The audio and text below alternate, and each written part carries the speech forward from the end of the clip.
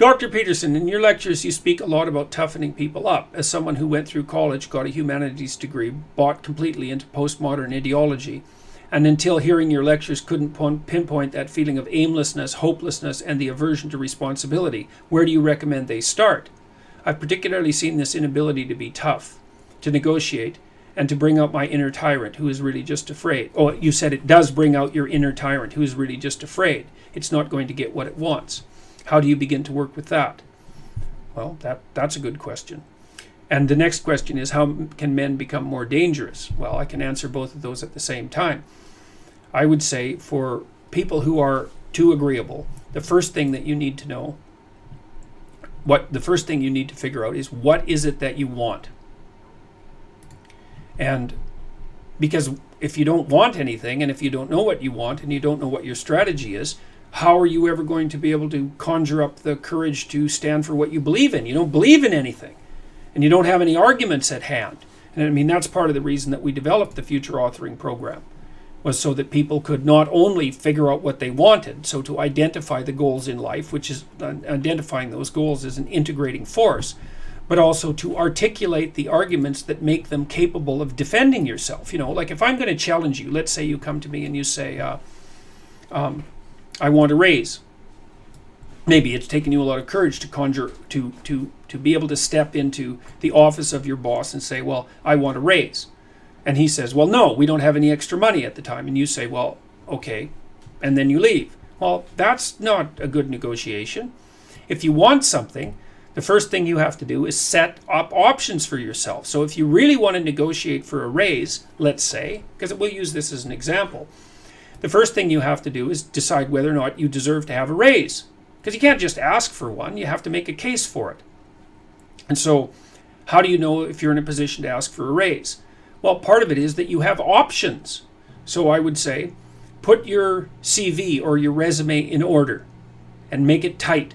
And then look around to see what other employment options you have that you would in fact take, and see what your market value is. And because you have to have options, you have to be able to say no in a negotiation. And then decide how much of a raise you want and why it would be in the person's best interest to offer you the raise. Make a case for it. And one of the reasons is, look, I've got this other job opportunity that I'm pursuing, and I like working here, but I'm going to take this other opportunity because it pays me more. And you can't just say that if it's not the case, if it's not true, because that's an absolutely foolish negotiating strategy. You have to have options. You have to negotiate from a position of strength. And so you have to know what you want, and you have to have options. And then you have to develop strategies for communicating what it is that you're asking for. And you have to be forthright about that. But you have to think through the reasons, because otherwise you won't have enough courage to tolerate the conflict that it might entail to withstand the negotiation. And I think if you're an agreeable type, one way of fortifying yourself is to understand how much misery and conflict you may be storing up for yourself in the future if you refuse to engage in reasonable negotiation on your own behalf in the present. It's like, so one of the ways I get myself to engage in conflict that I might not want to engage in, and despite what you might think because of what's happened to me over the next 6 months, I'm not a person who particularly enjoys conflict.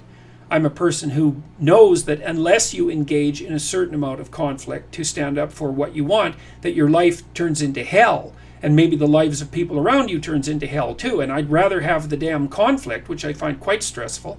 I'd rather have the conflict than allow everything to degenerate around me. And so, and then you say you bring out your inner tyrant who is really just afraid it's not going to get what it wants. Well, you get what you negotiate for. And if you put yourself in a position of power and you give yourself options, then you will get what you, more frequently than not, you'll get what it is that you want.